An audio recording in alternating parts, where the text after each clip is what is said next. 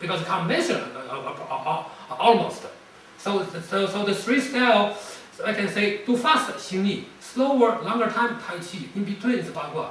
Oh. And if someone want to come for the pure self-defense, I always recommend 形意. But someone is I can say it's the most sophisticated people. They want to learn subtlety.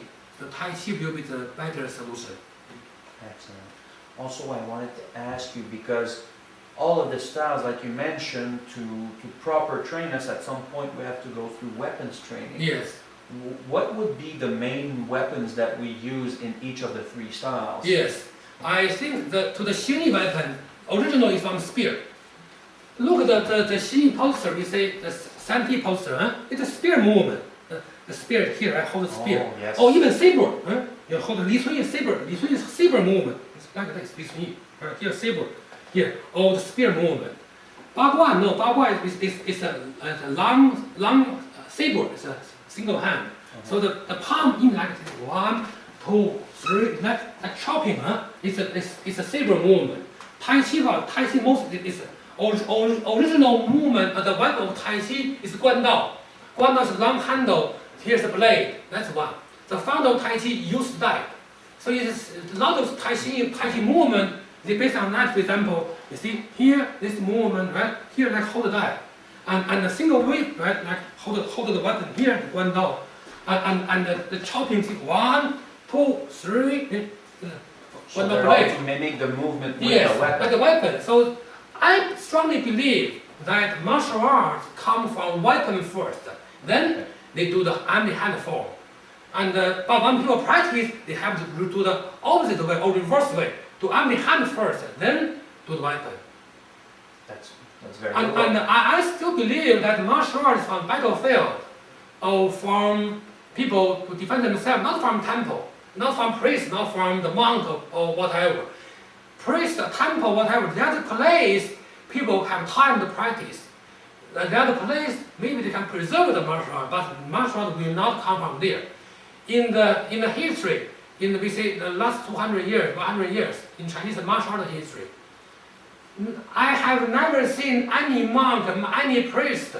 It was the person who did something magnificently better than other martial artists. No. And the leader three of 形意 Tai Chi Ba Gua is not from temple at all. It's from the battlefield, from bodyguard, from the real life. It's not from spirituality, from the philosophical approach. It's for actual battle for survival. Yeah, exactly. And they have the philosophical benefit. They have self-cultivative benefit, but they cannot replace each other. In China, people do martial art for self-cultivation through self-defense. Through doing, because why? People have to concentrate, have to discipline, have to respect art, respect each other, have to work hard. At the same time, when they do this, they will improve themselves as a person. And otherwise, we only become something in the air, very intangible. Again, it's a bit the balance between ego and real confidence. Exactly. And personally speaking, I learned Qigong, I learned Taoism meditation. I still practice every day. It's not, I'm saying that we should forget the philosophy. No, anything is related to philosophy. And we can realize everything through physical movement into the philosophy. But the philosophy will not be able to release others.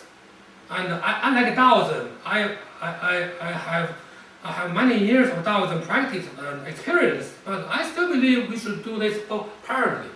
But sometimes they cross each other, but still you should do it clearly, like the two streams. I see. That's a very good philosophy to have.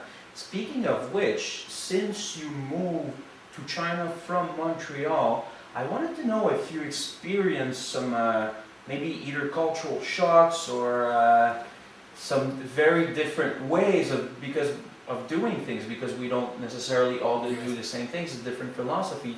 How would you apply that to how you began to teach your students? Yes. Because not everybody follows Taoism philosophy. Yes, I think because when I began to teach, I was 18 years old. When I began to teach, I was in the university. And at that time, I began to teach martial art compared to the way what I learned is a little bit flexible. Because why I learned that from the family, from some teacher, from my family friends. So they treated me sometimes very strict, sometimes it's very friendly, like very easygoing. So when I began to teach people, I realized it's a modern society that I cannot repeat or copy the same way what I learned. Oh. So I try to create or design a way of teaching which can give students fast benefit. And so for example, they can separate the basic body condition into the skill, and separate the routine training with a single movement, separate the application with some single drill. Okay. So in the end, the student can make a progress very fast. But still, when I come to Montreal, I found a big difference. And even I went to other city, I feel the same thing. When I see the Western martial arts training video, I get shocked. For example, in China, we don't follow a lot of rituals.